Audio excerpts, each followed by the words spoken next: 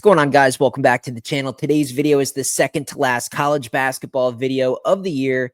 And we actually have 4 games to go over, not just the Final Four. There's 2 others. I'm going to give you guys my opinion on all 4 games against the spread, the total, a first half line, the full game line, a player prop if it sticks out, anything that I think you should consider wagering on. I'm going to go ahead and talk about that in today's video. I know you guys are probably going to be looking for my MLB predictions for Saturday as well, as we've just been absolutely on fire with baseball so far this year. So let me know in the comment section if enough people asked for it down there in the comment section. If enough people hit the like video on today's video, I'll go ahead and upload a video Saturday morning with my Saturday MLB picks and predictions for every single game.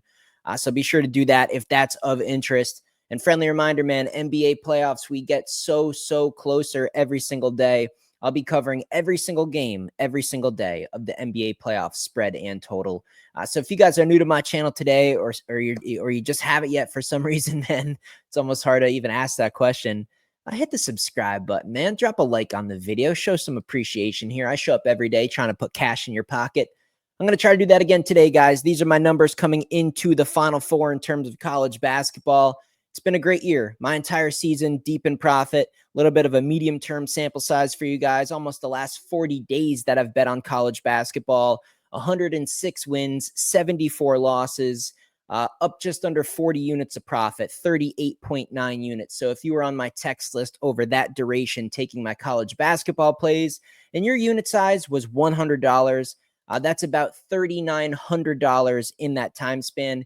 Even if you were only betting $10 a pop, that's almost $400 right there.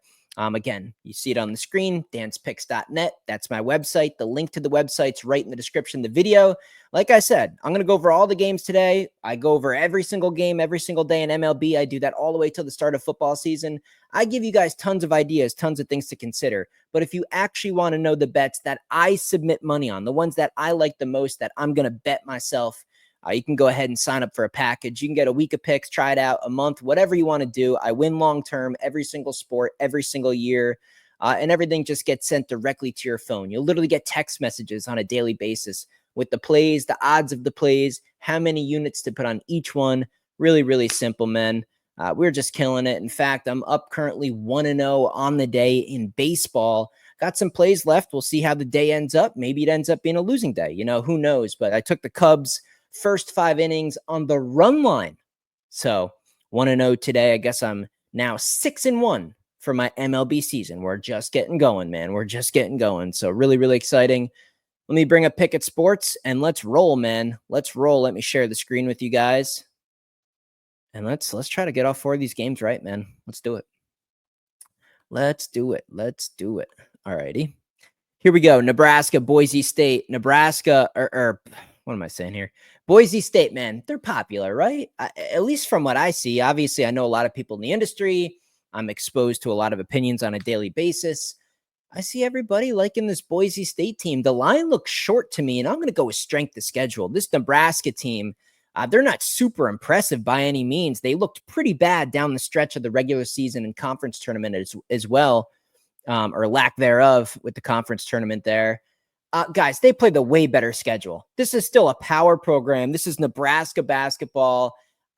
I think just fundamentally, they're going to be able to get the job done here. I like their depth a little bit more. I do think the coaching advantage goes to Boise here. The overall morale, the effort and energy, like all that. Okay, that's great. Like, wonderful. Like, do you want a cookie because you guys are more excited to play than Nebraska?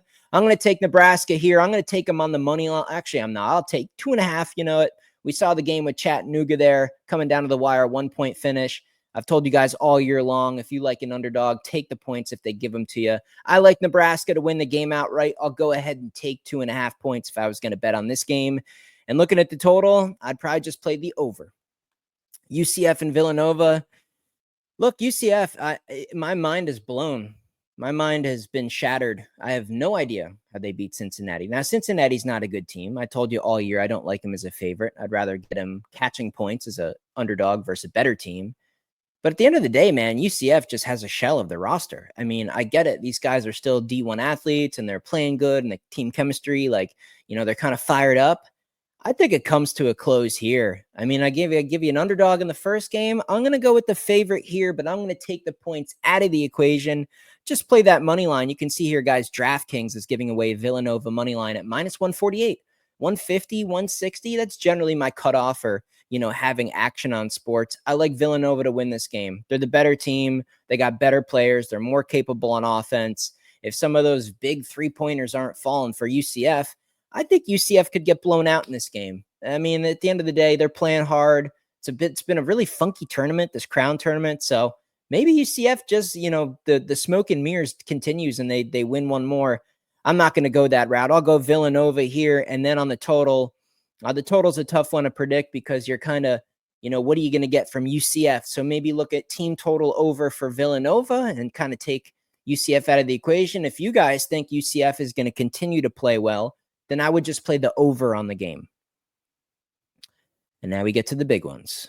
Here we go. You guys ready for this? Final four, Florida, Auburn, Houston, Duke.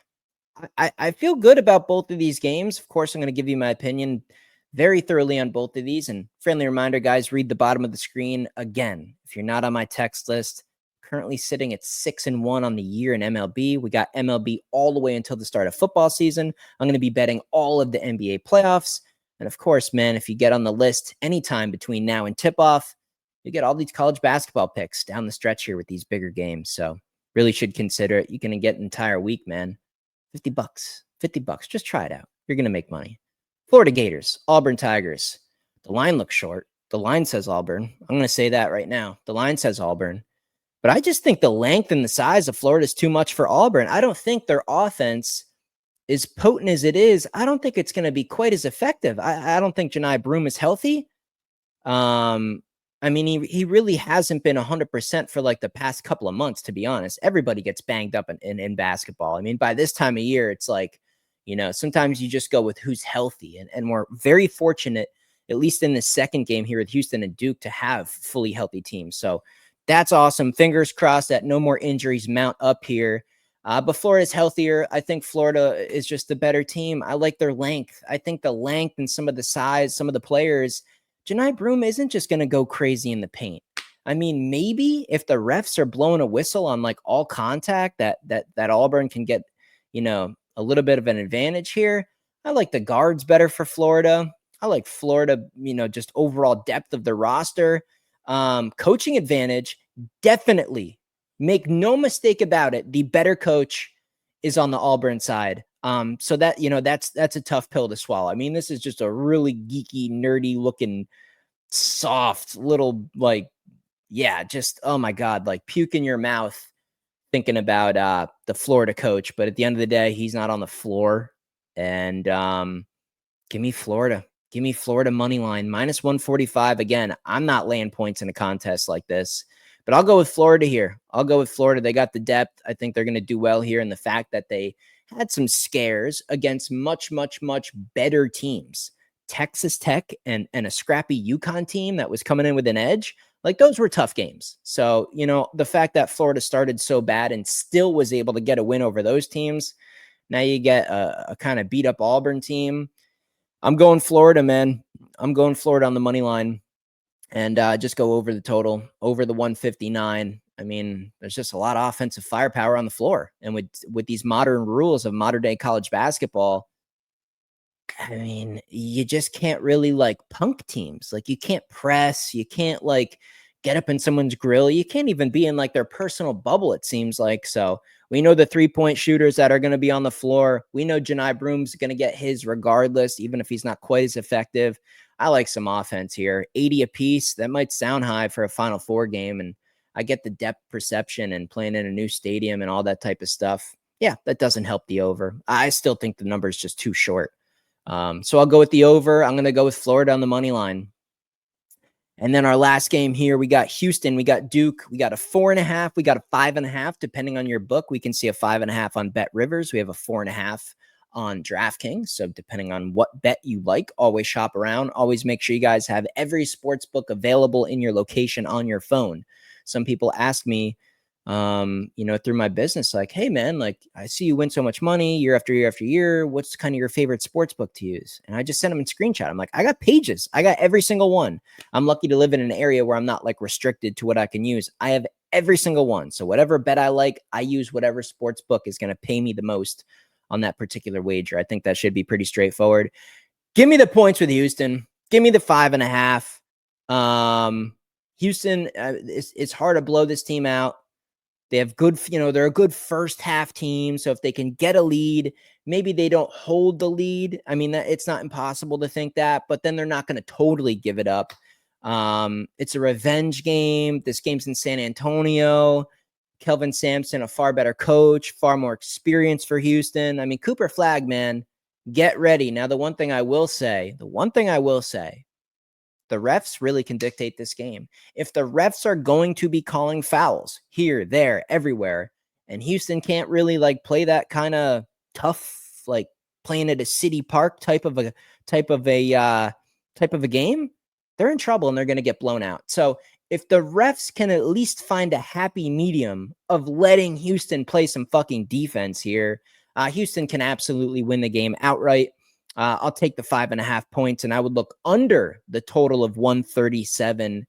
Again, depending on what you think. If you think the refs are going to be calling tons of fouls and the Duke offense is going to be able to just kind of have their way, then I would bet the over and I would lay the points with Duke. If you think, they're going to kind of let Houston play their style of ball, then I would go under and I would take the points with Houston. I think those bets are kind of correlated. Maybe just look at Houston in the first half. Maybe the fouls add up for Houston late in the game when it matters, and kind of the depth and the talent level of Duke comes through in the end.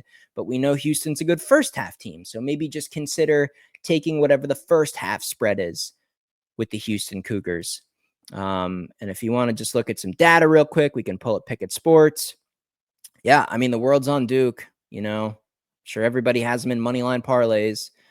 The money splits look okay, though. I mean, a little over half of the bets are on Duke, but, closer to 63% of the money's on them. A little bit of sharp action on them under there. If we go back to that other Final Four matchup, let's check this one out, see if it's all Florida.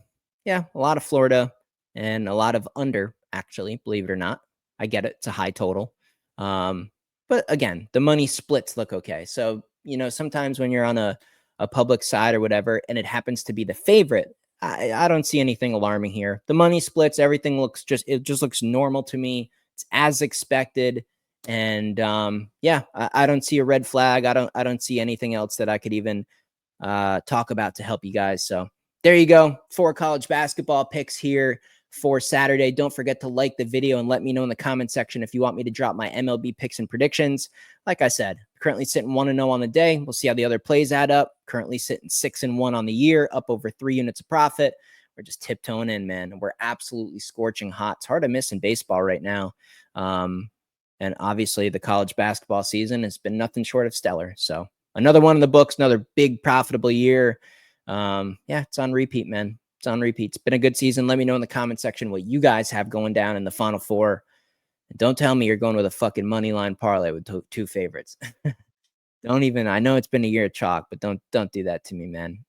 I'll have to come at you in the comment section for that one. So that's pretty much it.